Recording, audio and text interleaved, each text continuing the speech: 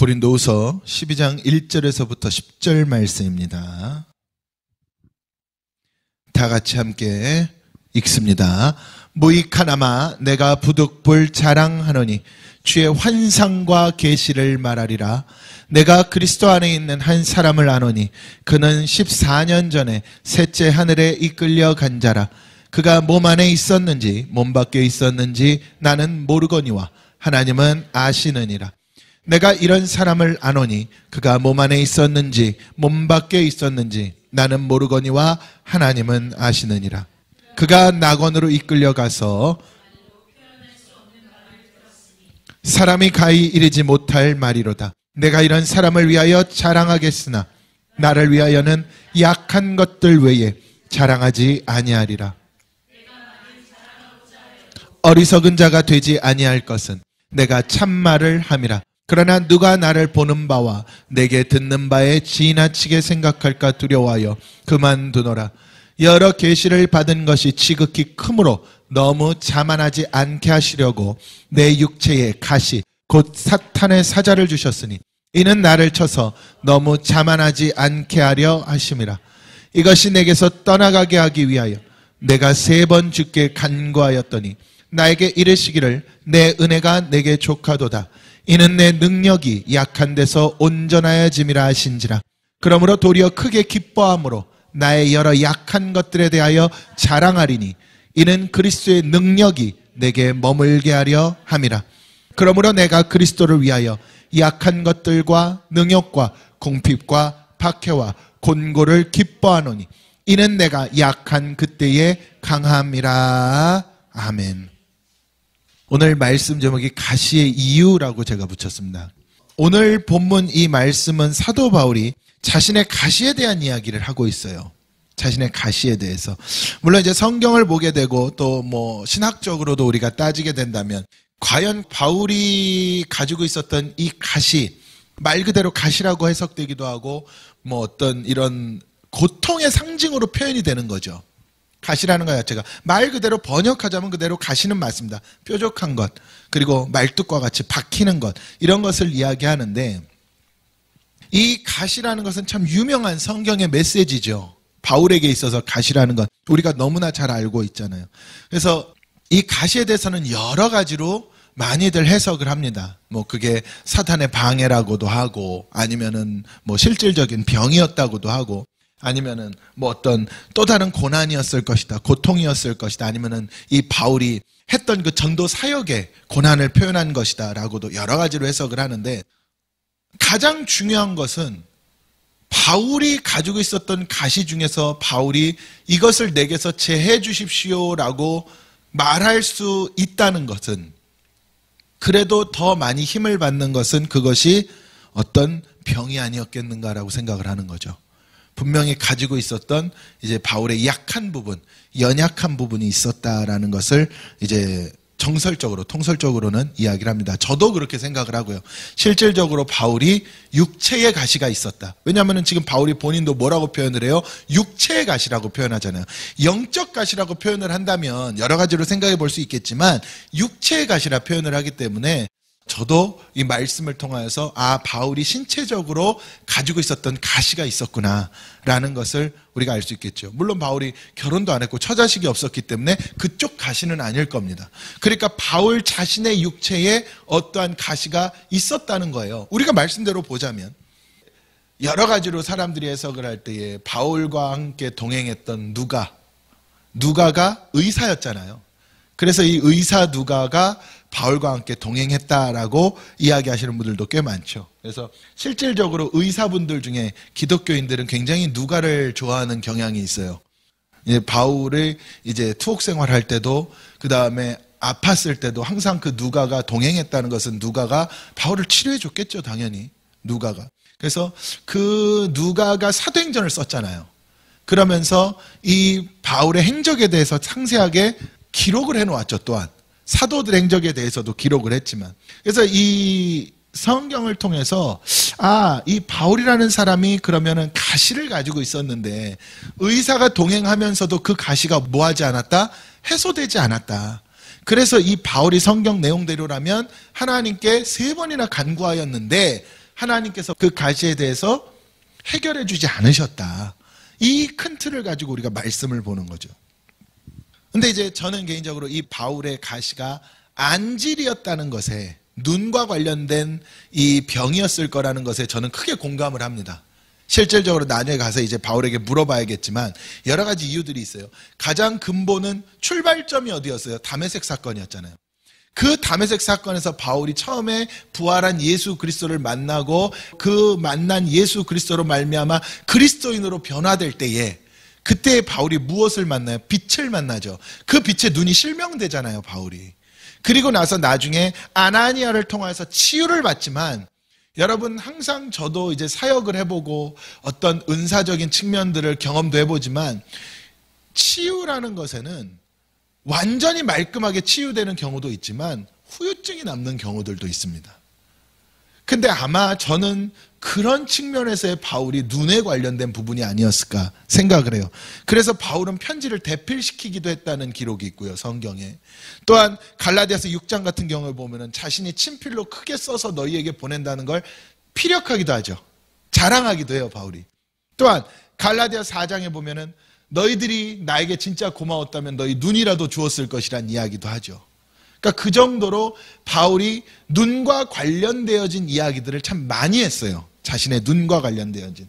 그래서 저는 그런 것들을 볼 때 바울의 가시가 눈과 관련되지 않았을까. 근데 제가 왜 이렇게 구구절절히 가시를 먼저 우리가 이해하고자 하냐면요, 여러분, 눈에 이상이 있다는 것만큼 공포스러운 일도 없을 것 같고, 그래서 시각에 장애를 가지신 분들을 보면 정말로 대단하신 것 같기도 하고, 그 장애를 안고 살아가신다는 것이 또한 너무나 안타깝기도 하고 한 거예요. 그 보지 못한다는, 아니면 보더라도 눈에 어떤 이상이 있다는, 가끔 그런 것 같아요. 시력만 조금 안 좋아져도 답답하다라고 느껴지고, 빨리 안경이 도수에 안 맞으면 빨리 맞춰야겠다는 마음이 들고, 나이가 들어가면서 난시가 심해진다 그러잖아요. 눈에 이제 이 스크래치들이 많이 나서. 그래서 이 똑바로 보이지 않을 때 답답함을 느끼고, 또 날파리 같은 것들이 막 나는 그런 증세가 나타날 때도 뭔가가 불편하고, 우리가 일상적으로 흔히 나타나는 상황 속에서도 이렇게 불편함을 느끼는데, 근데 실질적으로 눈에 고통을 가지고 있었다면 얼마나 그것이 불편했겠어요. 특히 지금의 시대가 아니잖아요. 그 2000년 전 그 시대에 눈의 고통을 갖고 수없이 많은 나라들을 돌아다니며 복음을 전해야 했던 바울의 입장에서, 수많은 서신들을 보내야 했던 바울의 입장에서 얼마나 고통스러웠겠습니까? 상상할 수 없었을 것 같아요. 그러니 바울이 하나님께, 하나님 저 너무 힘듭니다. 이 가시를 좀 걷어주세요. 이 간구를 바울이 간구라고 표현하죠. 여러분, 간구는 일반적 기도가 아니에요. 간절한 기도를 3번이나 했다는 이야기예요. 근데 하나님께서는 거절하셨죠. 저는 이 이유가 너무나 궁금했던 거예요. 왜 거절하셨을까, 하나님께서? 바울이 정말 모든 것을 포기했잖아요. 복음을 전하기 위해서. 마지막까지도 순교했잖아요. 그럼 마지막까지 뭘 포기한 거예요? 자기의 생명까지도 포기했잖아요. 던졌잖아요. 바울이 자기 것을 취한 것이 없었잖아요. 가족도 만들지 않을 정도로 하나님 앞에 올인했단 말이에요. 그런데 그 바울이 다른 것도 아니고, 내가 세상 일을 하겠다는 것도 아니었고, 사업하겠다는 것도 아니었고, 주의 영광을 위하여 살아가는데 너무나 큰 걸림돌이 되니 이 가시를 좀 제거해 주십시오, 하나님 이라고 하나님께 간구했을 때 하나님이 들어주지 않으셨다는 거예요. 너무나 놀라운 일이죠. 우리 사랑의 하나님께서, 또한 주의 영광을 위하여 사는 것을 가장 기뻐하시는 하나님께서, 우리의 간구를 들으신다 하셨던 하나님께서, 무엇이든지 믿고 구하면 그대로 이루어진 줄로, 받은 줄로 믿으라 하셨던 하나님께서 이 바울의 기도를 들어주지 않으셨다는 거예요. 이유가 뭘까요? 근데 바울이 그 이유를 우리가 발견하지 못할 것 같으니까 자기가 발견해서 기록해 줬어요. 뭐라고 하던가요, 바울이? 내가 약한 데서 강함을 얻는데요. 그리스도는 약한 것을 통하여서 강함을 주시는 분이다. 내가 교만하지 않게 하기 위하여서 하나님께서 내게 이 가시를 주셨다. 바울이 이렇게 고백을 합니다. 그러니 주를 위하여만 산다고 했던 바울도 자신이 뭐 할 수밖에 없는, 교만할 수밖에 없는 존재였다는 걸 깨달은 거예요. 이게 뭡니까? 우리의 죄성이죠. 할렐루야. 저는 오늘요, 이 말씀을 바울이 우리에게 가르쳐준 대로, 그래, 약할 때에 강함이 된다는 것은 하나님이 가장 싫어하시는 것이 교만이라는 뜻이구나. 내 의. 여러분, 우리가 강할 때는 내 의가 드러나잖아요. 내가 잘했기 때문에, 내가 훌륭했기 때문에, 내가 똑똑했기 때문에. 근데 내가 약할 때에 할 수 없는 자를 통해서 하나님이 역사하셨을 때, 그때 나는 누구께 영광 돌릴 수밖에 없어요? 하나님께 영광 돌릴 수밖에 없죠. 나 같은 죄인이 뭐라고, 내가 아무것도 가진 것이 없는데, 내가 지식도 없고 물질도 없고 건강도 부족한데, 근데 하나님이 나를 통해서 일하셨어. 하나님 나를 통해서 하나님의 놀라운 일들을 이루셨다. 그럼 여기에서는 내가 자랑할 것이 나와요, 안 나와요? 안 나온다는 이야기죠. 여러분, 이게 하나님이 우리를 사용하시는 방식이더라고요. 여러분, 그러고 생각해 보니까 사사 중에 기드온이라는 유명한 사사가 있었죠. 처음에 병사를 모집했을 때 수많은 사람들이 모였습니다. 근데 하나님께서는 이 수많은 이스라엘 백성들을 300명까지 줄이셨어요. 그때 하나님께서는 말씀하십니다. 너희 스스로 했다고 하는 것이 내 뜻이 아니기 때문에, 철저하게 나의 은혜로 해야 되기 때문에. 그래서 이 기드온의 300용사는 심지어는요, 그 전쟁을 할 때에 무기를 제대로 갖추지도 않았죠. 횃불을 들고 항아리를 들고, 그리고 하나님의 명령에 따라 소리치고. 그러니 골리앗도 마찬가지였어요. 칼과 창과 단창으로 나왔지만 다윗은 아니었잖아요. 믿음으로 나갔던 거죠. 전쟁은 누구에게 속해 있으니까? 하나님께 속해 있으니까. 놀라운 이야기예요, 여러분. 이것을 바울이 우리에게 그대로 말씀으로 가르쳐 준 거예요. 하나님이 가장 싫어하시는 것은 교만입니다. 왜 사탄이, 타락한 천사가 사탄이 되었습니까? 교만이었잖아요. 하나님의 영광을 가로챘기 때문 아닙니까? 여러분, 하나님 가장 싫어하시는 건 교만입니다. 내 의. 할렐루야. 그래서 저는 이 가시의 이유가 명백하다고 봅니다. 교만하지 않게 하기 위해서. 우리도 마찬가지예요. 내게 어떤 것이라도 가시가 있을 수 있습니다. 상황적 가시가 있을 수도 있고, 바울과 같이 육체의 가시가 있을 수도 있고요. 아니면은요, 물질적 가시가 있을 수도 있고요. 여러 가지 가시들이 내게 있을 수 있습니다. 영적인, 보이지 않는 것이 아닌 실제로 보이는. 그래서 우리가 그것 때문에 눈물 짓고 하나님께 기도할 수도 있고요. 아니면 어떤 사람은요, 내가 어떤 아픔이라는 가시를 갖고 있을 수도 있고요. 수많은 가시가 내게 있을 수 있는 거예요. 그런데 그 가시를 내게 주신 이유를 여러분, 원망과 불평에서 찾지 말고 어디에서 찾으라? 하나님 안에서 찾으라. 다시 말하면 하늘에서 찾으라는 이야기예요. 즉, 내가 약할 때 강함 주시는 분, 그 가시를 하나님 허락한 겁니다. 저는 늘 말하잖아요. 좋은 것도 안 좋은 것도 하나님이 허락하지 않으면 안 일어납니다.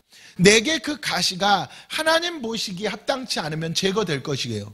근데 하나님 보시기에 그것이 합당하면 제거되지 않을 것입니다. 이것이 뭐예요? 하나님 뜻이 있다는 이유죠. 뜻이 있다는 거예요. 여러분, 가시의 이유가 뭡니까? 그게 하나님의 뜻이에요.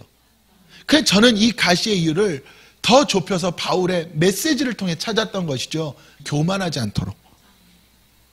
여러분, 참 우리는 신기해요. 부족함이 없으면 교만해지고요, 부족한 부분이 있을 때야 비로소 그것에 대해서 생각하게 돼요. 심지어는요, 적당히 부족해도 교만합니다. 완전히 부족하고. 그러니 바울이 오늘 고린도서 12장 10절에 이렇게 말하는 거예요. 능욕과 궁핍과 박해와 곤고. 여러분, 얼마나 끔찍한 단어들입니까? 근데 그 안에서 뭐 한대요? 기뻐한답니다. 왜냐하면 이때에 내가 진짜 약한 줄을 안대요. 내가 이때에 약한 줄을 알기 때문에 이때 하나님은 내게 강함을 주신답니다. 할렐루야. 여러분, 바울이 얼마나 많은 서신을 썼습니까? 신약 성경에서 가장 많은 성경을 썼잖아요, 바울이. 가장 많은 성경을 쓴 이 바울이 안질 때문에 항상 대필이 필요했어요. 대신 써줄 자가 필요했어요. 근데 그 당시에 정말로 글을 잘 쓰는 자들도 많았을 것이고 건강한 자들도 많았을 텐데 하나님은 대필이 있어야만 글을 쓸 수 있는 바울을 통하여서 가장 많은 성경을 남기게 하셨어요. 이게 하나님의 방법인 줄로 믿습니다. 왜냐고 물으면 답은 명쾌합니다. 하나님은 우리의 교만을 가장 싫어하시기 때문에, 우리의 의를 가장 싫어하시기 때문에, 내가 한 것이라는 그 말을 가장 싫어하시기 때문에, 내 이름 높이는 것을 가장 싫어하시기 때문에. 그래서 여러분, 첫 번째로는 이런 것이죠. 그럼 교만하지 않기 위해서, 여러분, 그럼 교만하지 않은 자, 가시의 이유가 무엇인지를 깨달은 자는 어떻게 살아가느냐? 첫째로요, 9절에 보면 이렇게 나와 있거든요. 나에게 이르시기를 내 은혜가 내게 족하도다. 은혜가 뭐하도다? 족하도다. 여러분, 교만을 깨뜨린다는 거는요, 내 은혜가 무엇인지를 알아야 돼요. 여러분, 바울의 입장에서 이 가시만 생각하면 은혜를 못 받은 것 같잖아요. 근데 이 가시를 통하여서, 가시를 제외하고, 또는 내가 하나님을 만나고 구원을 받게 된 이 모든 과정과 주를 위해 일할 수 있는 이 모든 과정에 가시가 필요하다면 이 가시는 내게 축복이라는 이야기예요. 바울은 이걸 깨달은 겁니다. 우리는 우리의 생각으로 이게 없으면 더 좋을 것 같지만 그것은 내 생각일 뿐이고, 그래서 바울이 이걸 깨달은 거죠. 모든 상황 가운데 내가 나의 나된 것은 다 하나님의 은혜구나.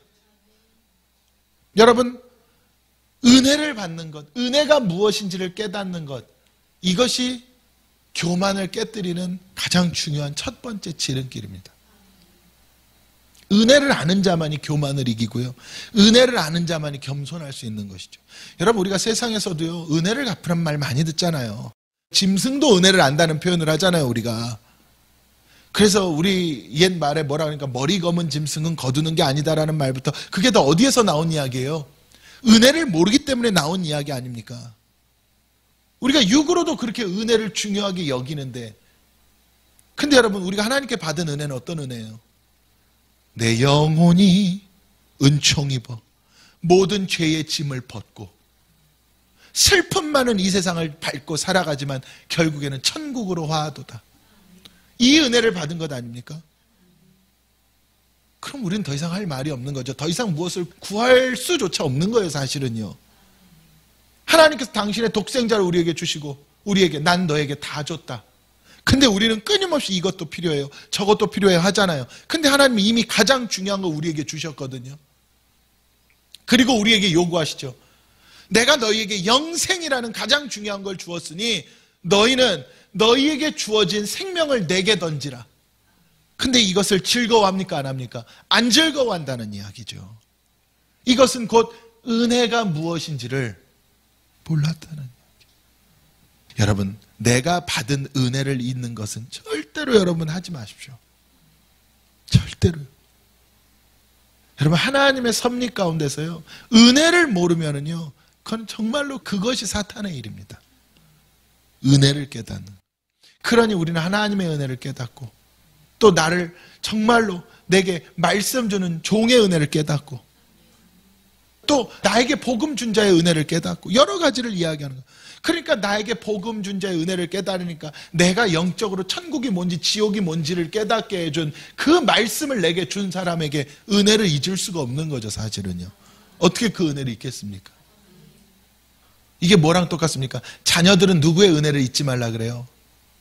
우리 어렸을 때 그랬잖아요. 첫째로는 부모님의 은혜, 나실제 괴로움 다 잊으시고, 기를제 밤낮으로 애쓰셨던 그 부모님, 우리의 생명 주셨으니까.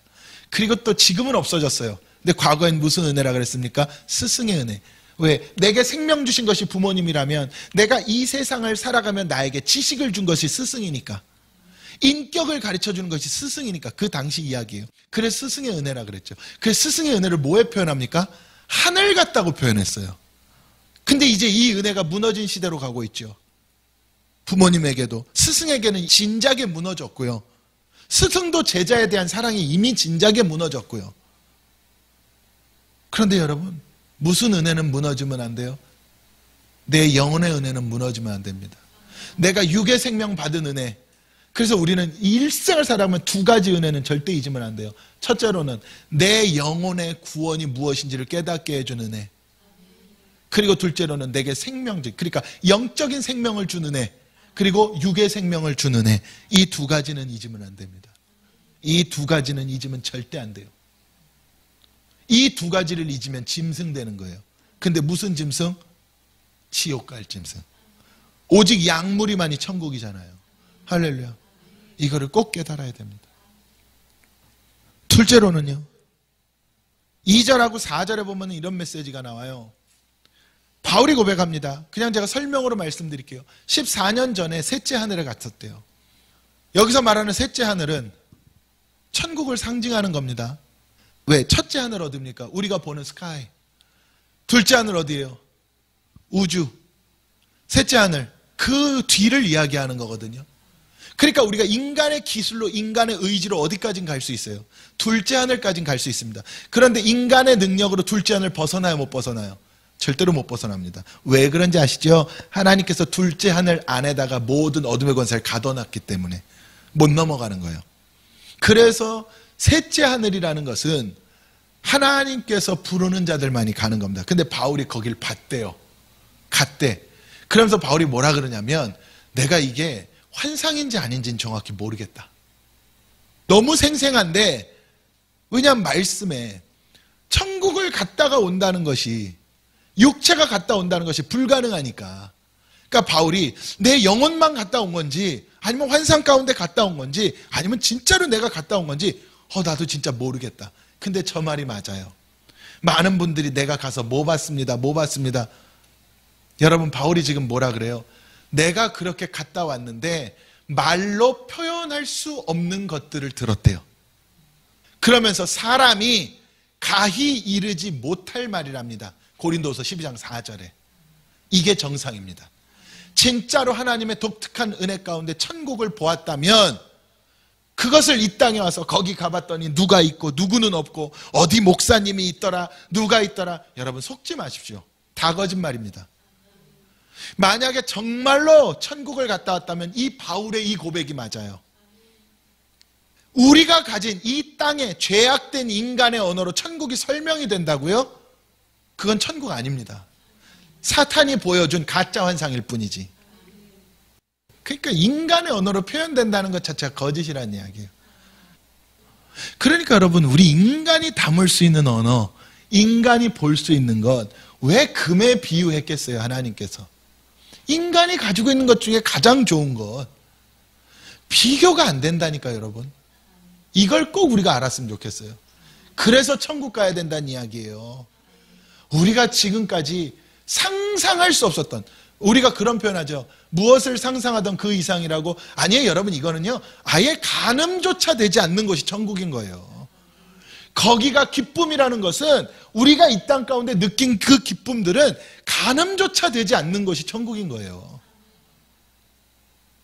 그래서 여러분, 내가 교만하지 않을 수 있는 것, 내가 이 땅이 아닌 어떤 내게 고통과 고난이 있어도 기쁨으로 갈 수 있는 것은 천국을 바라보기 때문이에요.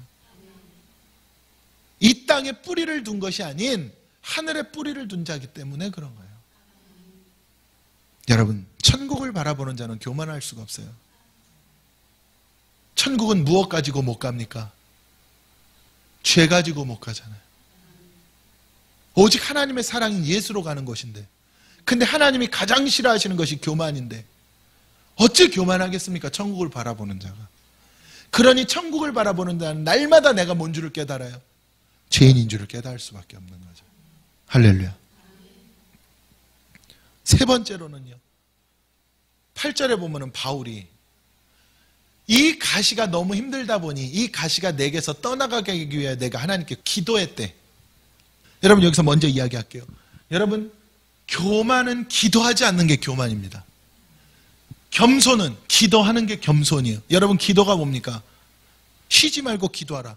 호흡이에요, 호흡. 이게 무슨 호흡이에요? 생명의 호흡.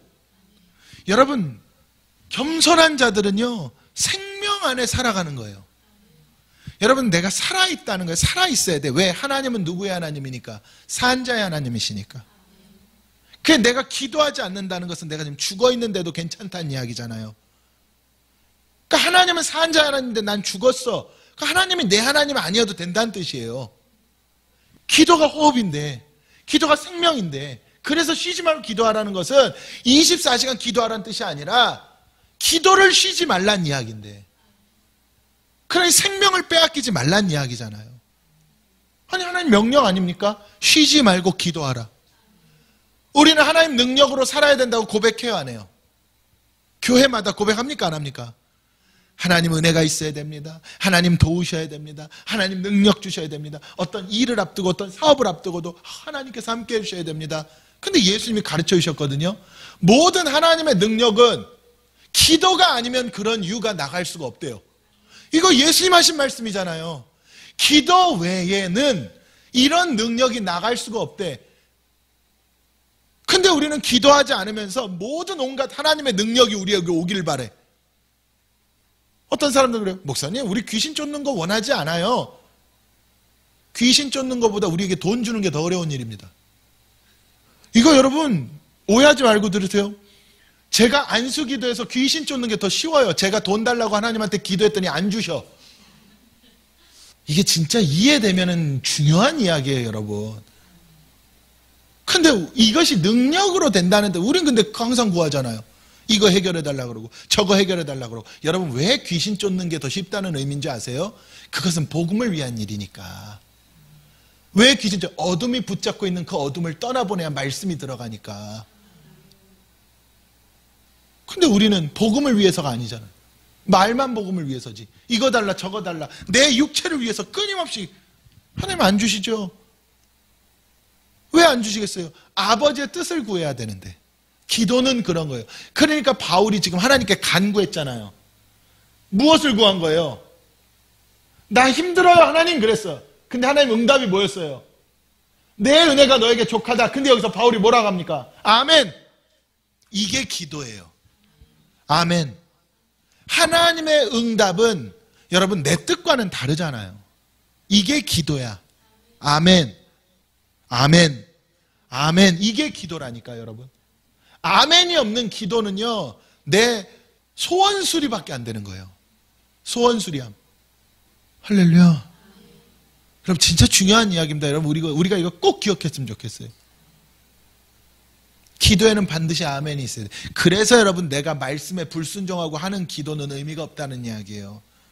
그래서 여러분 그 고린도전서 13장에 뭐라 그랬어요? 너희가 천사의 말을 한다 해도 너희들 안에 사랑이 없으면 울리는 꽹과리 소리라 그랬죠. 그 말을 하는 거예요. 사랑을 품으라는 게 뭐예요? 말씀이잖아요. 그 말씀에 아멘하지 않고 내가 천사의 말 아무리 기도하고, 여러분 기도는 거룩한 거잖아요. 찬양 거룩한 거잖아요. 말씀 선포 거룩한 거죠. 이것들 다 천사의 말 아닙니까? 이것들을 행한다 할지라도 울리는 꽹과리 소리 같대요.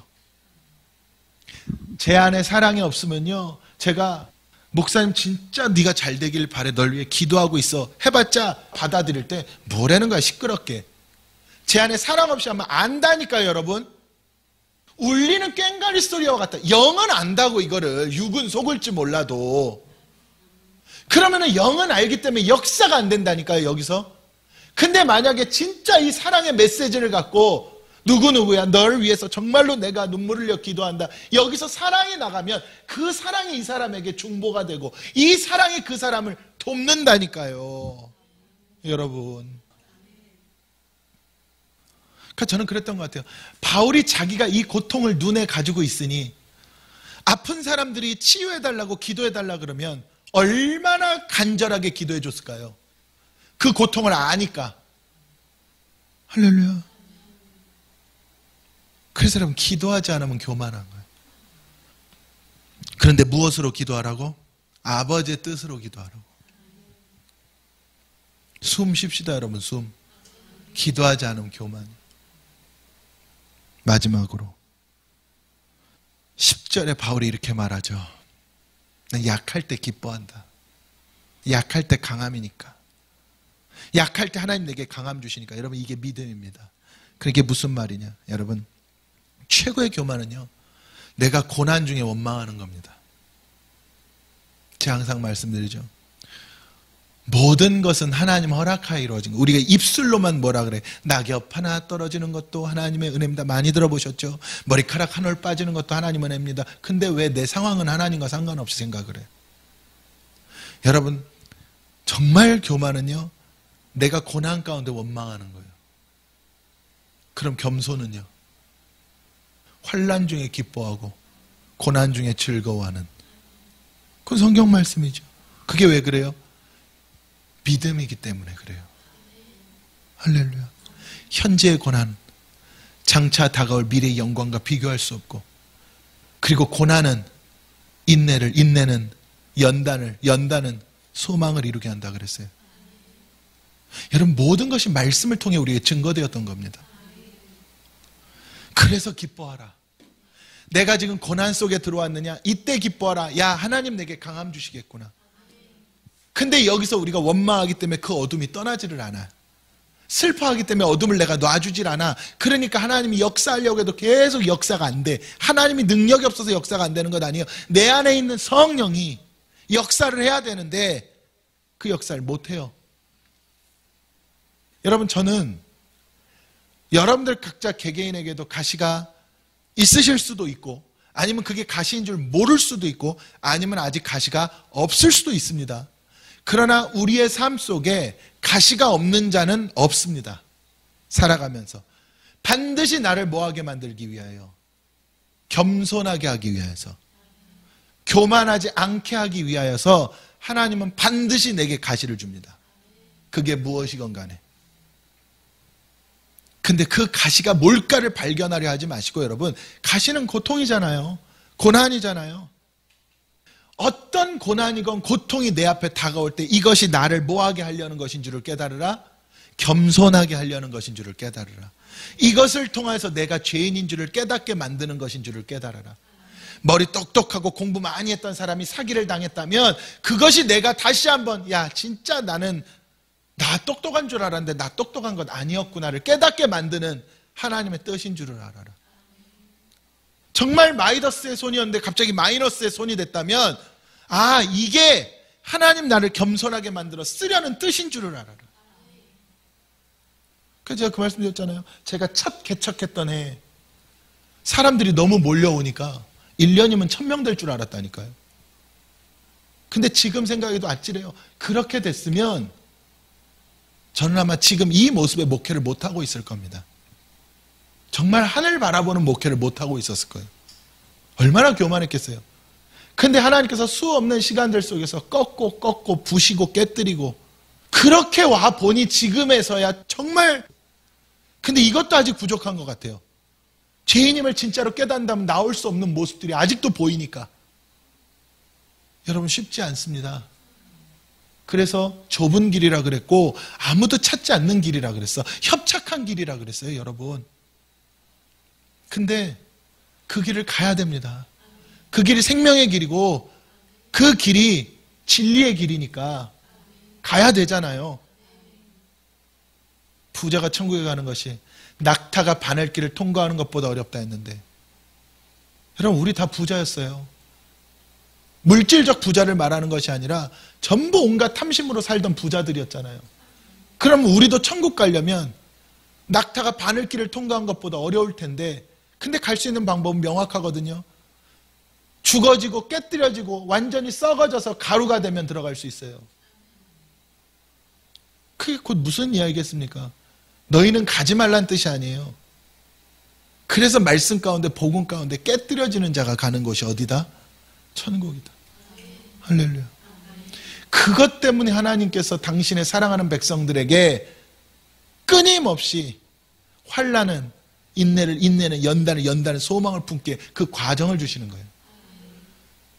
저는 이 은혜를 우리가 온전히 붙들고 승리하길 바랍니다.